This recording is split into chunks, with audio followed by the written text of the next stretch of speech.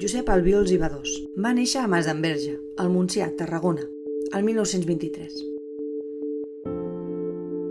El 1937, a causa de la mort del seu pare, va ingressar a la Casa de la Caritat de Barcelona. Durant la seva estada, es va relacionar molt amb el grup de sords que vivien allà, atesos pel mossèn Josep Baró, i es comunicava amb ells en llengua de signes amb gran agilitat.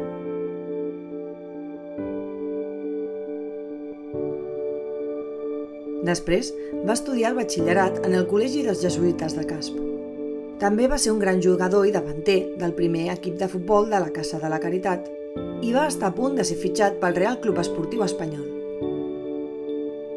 El 1943 va ingressar en el Seminari de Barcelona per a realitzar estudis de filosofia i teologia. El 1949 va ser ordenat sacerdot pel bisbe Monsenyor Gregorio Modrego.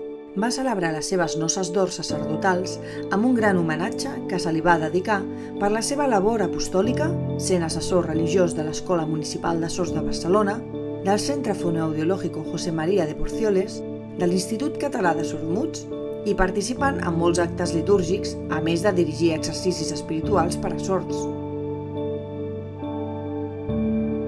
Era coneguda la seva gran amistat amb el professor i director Francisco Tortosa Peidró, amb qui va compartir moltes hores de labor educativa per als joves sords. El 1954 va ser nomenat vicari de la parròquia de Santa Teresa de l'Infant Jesús, on va atendre les persones sordes catòliques fins a la seva jubilació en 1993. Va morir 10 anys més tard, el 2003, a l'Hospital de Sant Pau de Barcelona.